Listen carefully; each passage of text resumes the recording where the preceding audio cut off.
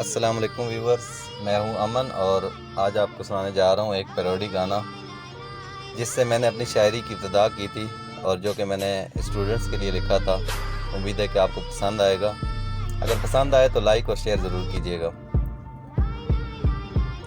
कोई होर होविया तां छोड़ वंजिया, होर होविया तां छोड़ वंजिया, फीसां जे बिच पाके दौड़ वंजिया, होर होविया तां छोड़ वंजिया, फीसां जे बिच पाके दौड़ वंजिया।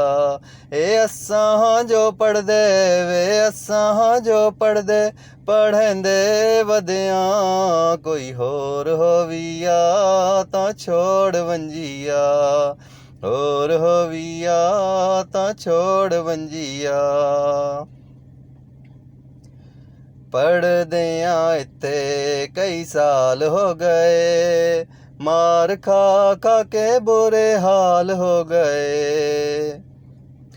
पढ़दियां इत्थे कई साल हो गए, मार खा खा के बुरे हाल हो गए।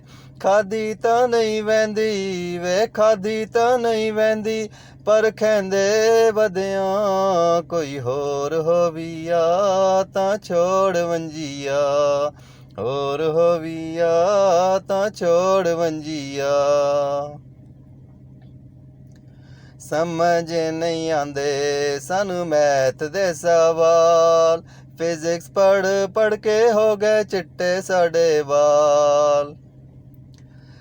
समझ नहीं आंदे सानू मैथ दे सवाल, फिजिक्स पढ़ पढ़ के हो गए चिट्टे साडे वाल। समझ नहीं आंदी वे समझ नहीं आंदी, समझेंदे वधियां, कोई होर होविया तां छोड़ वंजिया, होर होविया तां छोड़ वंजिया।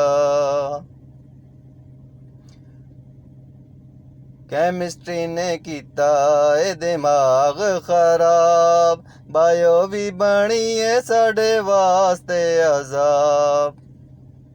कैमिस्ट्री ने कीता ए दिमाग खराब, बायो भी बनी है साडे वास्ते अजाब। अंग्रेजी विच भी वे अंग्रेजी विच भी सिर खपैंदे वधियां, कोई होर होविया तां छोड़ वंजी।